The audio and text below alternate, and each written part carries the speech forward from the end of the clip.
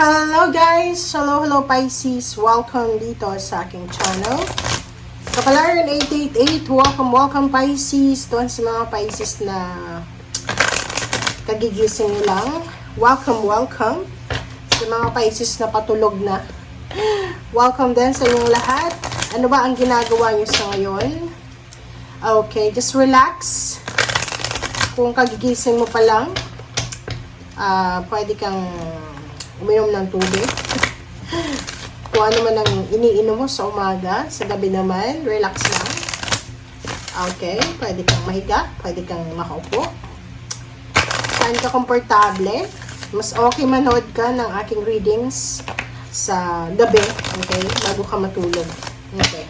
So, okay. Pisces. This is for the last 2 weeks of July 2025. Pisces, I hope na makaresonate ka dito. Yun nga yung sinasabi ko. Please connect your intuition. Okay.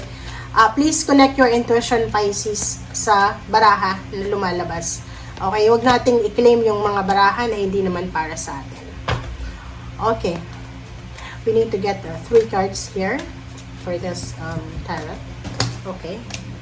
3 cards. Wow. Wait for winter, moon energy, and fairy spotting. So, this is for the 2 weeks. Sinasabi ng baraha sa'yo dito, Pisces, na these 2 weeks na to ay napakaganda to kasi this is the perfect timing para mag-manifest. Diba? Yung halimbawa, mag-moon spell ka, mag-moon cleansing ka, parang full moon, ganyan. And sinasabi din ng baraha na to na makinig tayo sa ating intuition sa last 2 weeks ng July kasi maraming information, confirmation, enlightenment, or clarity na darating or ibibigay sa atin ng universe para, alam mo na, para makuha natin kung ano yung mga hinahanap natin. Okay? Like, for example, if mayroon kang gustong malaman or may mga information kang hindi alam, so meron through dreams or through synchronicities, words, or any forms, pwede mong makuha yung mga energy na yan. Moon energy, i-surrender mo daw ang lahat sa buhay mo, Pisces. Surrender to the flow of life. Just let go. So, kung feeling confused ka, sinasabi ng baraha na ito na kalmahin mo ang iyong emosyon and reassure you that peace of mind is possible. So, wag tayong masyadong magpanic lalo na sa last 2 weeks of July. So, kung ano man yan, pagod ka, magpahinga ka. If meron kang confusion na iniisip or anything, just let go, let God, let it flow. Bahala na ang Panginoon sa'yo. Okay? And last card for this deck is wait for winter. So, maghintay ka kasi December, January, February, March, meron during that colder months, meron na posibleng manifestation na mangyayari sa buhay mo. Meron kang mga wishes and dreams na posibleng mamamanifest. So, may posible, okay, sinasabi ng baraha, huwag tayo masyadong magpanik, huwag tayo masyadong mag-alala kasi isang napakalaki, isang napaka-huge, abundant, enormous na blessings ang posibleng matanggap mo sa December. December, January, February, March. So, 4 months yan. Maybe simultaneously, mayroon kang mga blessings na matatanggap. Okay? Yun. Thank you. Okay, second deck tayo, Pisces. So, like for example, kung meron sa inyo dyan na marami kang binabalak for December, like Christmas party, travel, vacation, ano pa ba? Meron kayong binabalak na mga outreach program, ganyan. So, ihanda mo ang sarili mo kasi maraming unexpected na blessings ang posibleng darating sa'yo. Okay. First card natin is Infinite Abundance. Wow! 'Di ba? This is the first card from your second deck na sinasabi ng baraha sa'yo na ihanda mo ang sarili mo, Pisces. This is a preparation for unlimited abundance and prosperity. So, kumbaga, abundance is pouring into your life starting this last 2 weeks of July. So, halimbawa, maraming good news about the future, ang posibleng magsisimula next week. Or maybe kasi this is a second half of July. So, ang start ng ano na to is from July 16 Just July 16 to 31. So, ihanda mong sarili mo para sa unlimited, infinite, limitless abundance. Kasi merong abundance and prosperity na kumbaga uulan sa buhay mo. Okay? So, you need to prepare it or you need to prepare yourself. Okay? Ayop nakikita mo guys. Kita nyo ba? And kumuha tayo ng isa pang baraha dito. Okay, Pisces. This is a confirmation talaga na may darating. Transformation. So yun, kasasabi ko lang sa'yo kanina na yung last 2 weeks of July, starting point siya. Kumbaga, ito yung simula. Parang New Year lang. Parang January 1 lang. Ito yung simula ng pagbabago sa buhay mo. Alam mo kung makikita mo to, parang ano to Phoenix rising from the ashes. Eagle. 'Di ba? Sinasabi ng baraha sa'yo dito na a fresh new way of living emerge. 'Di ba? So, maraming magsisimula sa buhay mo, Pisces, na posibleng exciting. So, nakikita ko sa'yo dito na sobra-sobrang excitement ang posibleng mararamdaman mo. You're excited for the future, you're excited for December, January, February, March, and you're excited for the next steps, next plans, or anything na future siya. Okay. Thank you.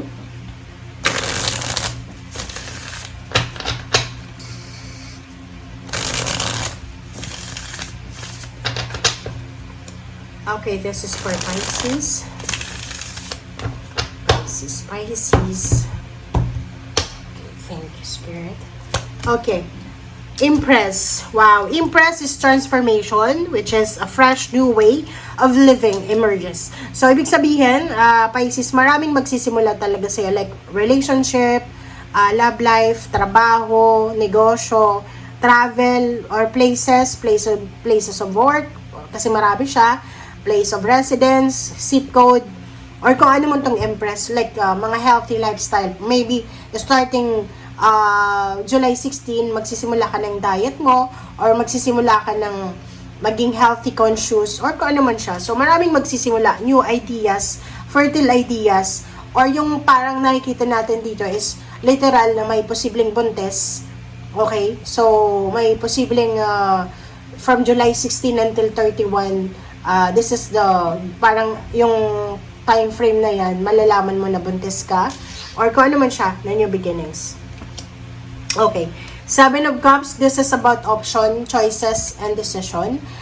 This is about future plans. This is about, kumbaga mga resources na posibleng ipipresent sa'yo ng universe. Okay, King of Wands, job. So, nakikita ko sa'yo dito, Pisces, na yun din, isa sa mga posibleng gagawin ng mga Pisces, sobra-sobra silang magiging focus sa kanilang ginagawa. Kumbaga double time, triple time sila sa ginagawa nila. This is from July, August, September, October, November, parang ganun. By July, August, September, or sabihin na natin August, September, October, November, 4 months. 4 months and a half. Nakikita ko sa'yo dito na sobra-sobra kang magiging workaholic. Nakafocus ka sa trabaho, okay? Because you have plans. Like, makikita mo dito, like yung plano mo, like gusto mong mag-relocate sa isang bansa. So, maybe, wino-workout mo yung visa, or kung ano man yan na wino-workout mo. Yung iba din sa inyo dito is planning to work abroad. So, kung nasa Pilipinas ka, nakikita ko sa'yo dito na simula ngayong July 16, sobra kang busy sa pagpaprocess ng mga papeles mo. Okay, Queen of Swords, this is your direction. So, nakikita ko na sobrang focus ka talaga sa kung ano yung gusto mo para sa future. Kumbaga wala ka na sa past which is maganda yun para sa inyo Kasi normally yung mga Pisces, mahilig silang parang anong tawag dyan, stay sa past nila. But in your card, sinasabi ng barahan na nakapag-decide ka na kailangan mo nang mag-move on, kailangan mo nang kumbaga, bigyan mo na ng focus kung ano yung importante sa ngayon. Justice, this is good karma. So, may good karma na posibleng darating sa'yo, Pisces. So, maraming good karma, maraming blessings, maraming kontrata. If you're a business person, like for example, malaking pera, yun, sabihin na natin, malaking kontrata, ang posibleng darating sa'yo if you're a business person, freelancer, from July until December, or maybe from July until the end of November, parang ganun.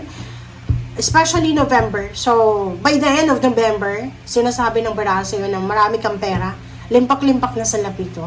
So, nakikita ko sa'yo dito na posibleng magsisimula ka ng trabaho this July, and mag-iipon ka ng pera. So, until November, nakikita ko sa'yo yung sobrang happiness, sobrang success, and sobrang good karma ito. Okay? Wow! And Knight of Pentacles. So, maraming incoming, parang darating sa'yo, job offer, business offer, financial help, or anything na, parang nakikita ko sa'yo dito na sobrang excited ka. Maybe by the end of, sabihin na natin na July 22, July 23, 24, parang ganun.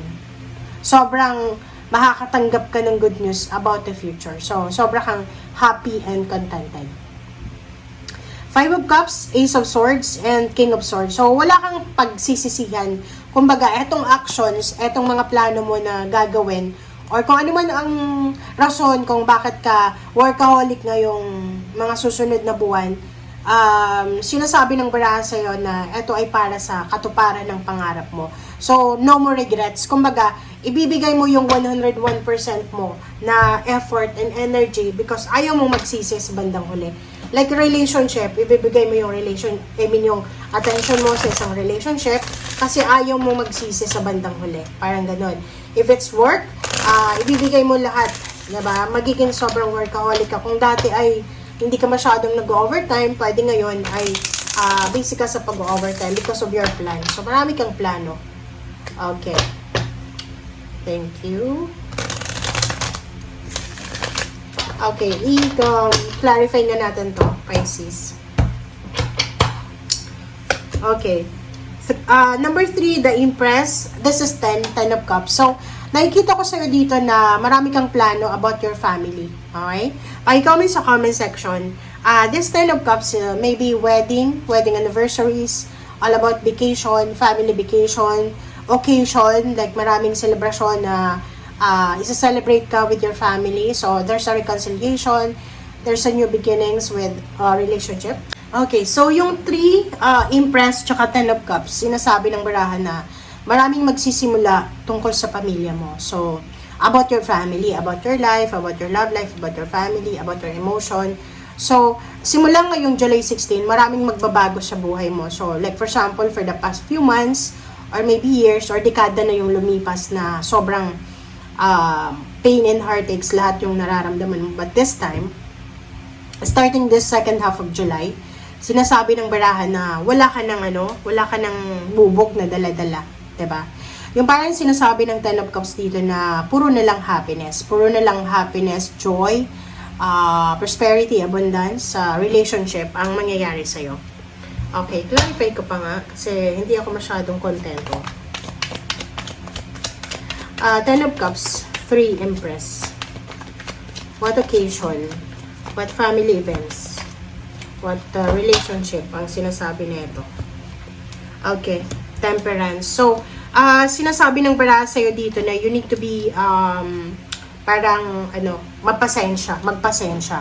So, like for example, before masyado kang aggressive sa approach mo about sa family, about relationship, about emotion, dito sinasabi ng baraha sa'yo, in order for you, Pisces, to have a peaceful family, you need to be patient.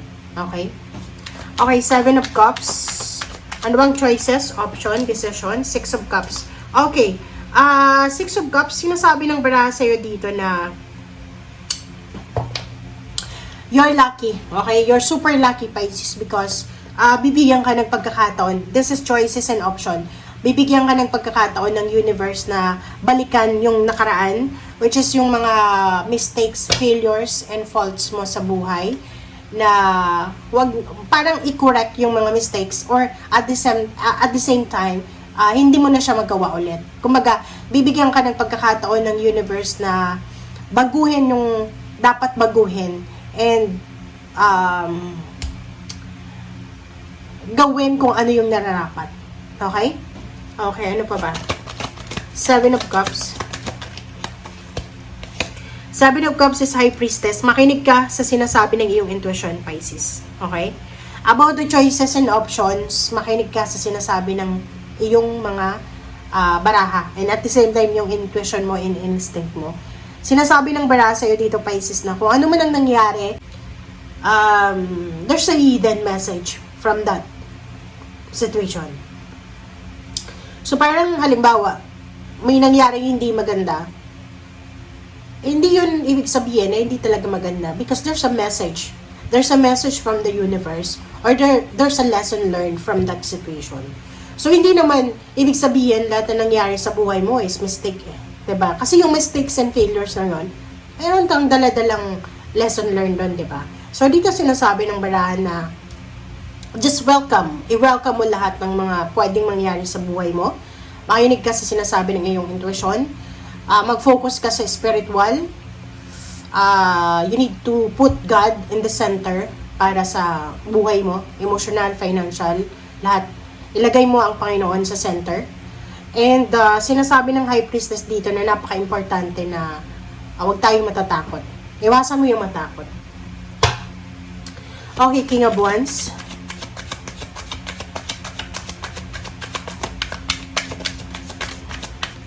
Okay, King of Wands. King of Wands, Strength. Wow, King of Swords. So, yung King of Swords, King of Wands. So, sinasabi ng King of Wands dito, you need to be strong. You need to take care of your body in order for you to work hard. I mean, to work efficiently, diba? Kasi, yung Strength card na to, sinasabi ng barahan na importante yung health mo, Pisces. So, you need to be strong para makapagtrabaho ka, para kumbaga, makuha mo kung ano yung purpose mo. And, sinasabi ng King of Wands na yan na in the near future, kung ano man itong tinatrabaho mo, kumbaga, ano man yan na tinatrabaho mo, ay magdadala yan sa'yo ng strength financially and emotionally. Diba? So, dito sinasabi ng baraha, Two of Wands kasi siya eh, wag kang masyadong ma-confused. You need to have focus. Kailangan mo ng focus, simula ngayong July 16, mag-focus ka sa trabaho mo and magpakalakas ka. Kumbaga, yun nga sabi ko sa'yo, kung mayroon kang plano, kailangan mo siyang i-execute but you need to be specific, diba? And kailangan mo, sigurado ka.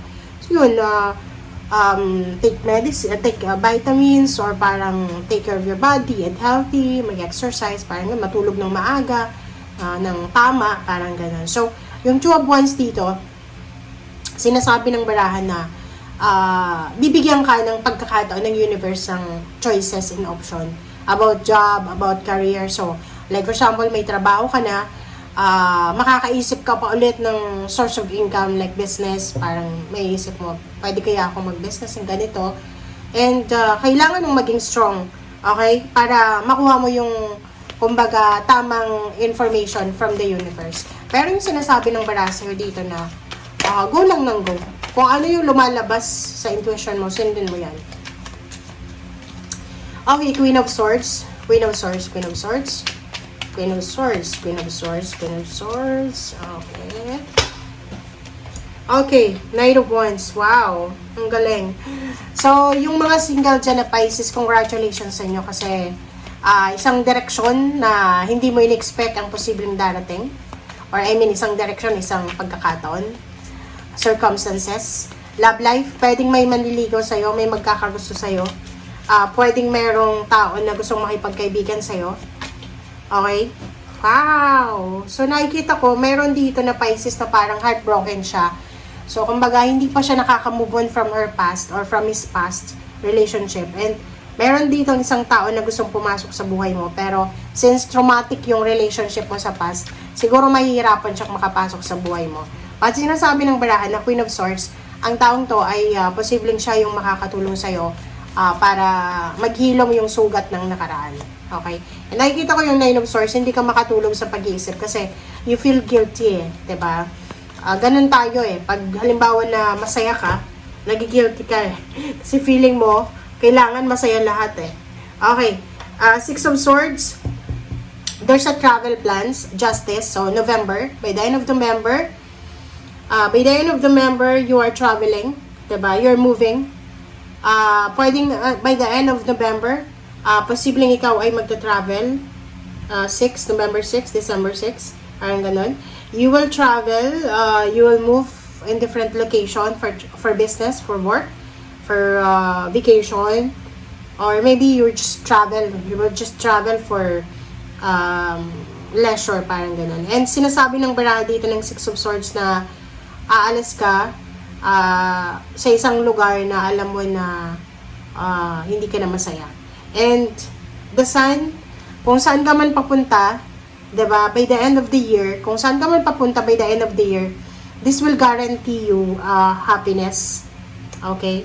So, wow, this is a confirmation, guys. May good karma na parating sa'yo, Pisces. 11 is the best number para sa'yo, aside from my number, 888. And the Sun, mayroong okasyon. Kumbaga, like for example, you will spend Christmas with your family, with someone, or you will spend birthday or anniversaries with someone else, o kung sino man sila na mahalaga sa buhay mo. Basta may karma, good karma na parating sa'yo. May contract signing, pwedeng, yun na nga. Kasi mayroon ditong Six of Swords. Maybe because of movement. So, gusto mong lumipat ng bahay. So, pwedeng pipirma ka ng another contract if you are just renting. Or maybe you will buy new house, parang ganun. Or you will buy new car. And sobrang masaya to. Okay, incoming siya, sobrang masaya. Ang nakikita ko sa'yo dito, kaya lumabas yan kasi, ano to eh, this is the parang starting point from July 16 onwards. Yun yung maganda na mangyayari sa buhay mo. Ten of Pentacles, Knight of Pentacles. Wow, oh, diba? Sinasabi ng baraha ang daming offer ng pera. So, maybe makakatanggap ka ng financial gift, or maybe a financial offer, or pwedeng makakatanggap ka ng job offer or business offer. And Ten of Pentacles, makakaipon ka talaga ng pera. Ang daming pera dito eh. And as you can see, Ten of Pentacles, tapos King of Wands. Etong pera na to na makukuha mo, or etong pera na darating sa'yo, hindi yan pera because nanalo ka sa lotto or anything. Pinagpaguran mo yan eh. Tingnan mo oh. Nakikita mo ba? Ten of Pentacles. Okay. Naging, kumbaga, pwedeng dumating to, ang pera ito every month. Kumbaga, like for example, gusto mong mag-ipon ng pera, every month makakaipon ka, but makikita mo yung kabuuan ng ipon na yon by the end of the year. So, by the end of the year, sinasabi ng baraha sa'yo na malaking pera yung hawak mo. So, congratulations sa'yo. And at the same time, you will receive gifts, financial gifts. Okay, thank you. Ano pa ba? Wow. Okay, Knight of Pentacles. Last card na to, guys, ha. Wow. Three of Cups. Nako, screenshot mo nga. Ang ganda ng barahan mo, Pisces. Nako, nakakaloka. Plus Chariot pa, oh, sa ilalim. Chariot and Hangman. So, ibig sabihin, maraming nahang na success ang posibleng darating sa'yo starting this July 16 onwards until next year's there's a celebration. Maybe may dito, salary increase, higher position, promotion, job offer, money offer. Ang daming pera, dami kapirahan to eh. Plus there's a success because of hard work na matagal na pinagkait sa'yo. So, kung ano man yan na tagumpay na pinagkait sa'yo ng tadhana or ng mga tao sa paligid mo, ibibigay niya siya sa'yo. Okay, so, the universe will grant all your wishes. Okay, especially starting this July 16. Nakakaloka ka, Pisces. Tingnan mo na. Paano ba magano na ito eh? Screenshot nyo na lang. Okay, ang ganda ng baraha mo. So, thank you for watching, Pisces. Oh, wow. Infinite abundance. Dun pa lang dito, sinasabi na talaga na may mangyayari sa buhay mo na maganda from December, January, February, March. But hindi naman sinabi na from July until the New Year's or parang kung kailan ito. But sobrang ganda. Okay? Sobrang excitement mo. Sobrang excitement ko. Nagkabulol-bulol na ako. Diba? Wow, Pisces, congratulations. Thank you guys. Bye!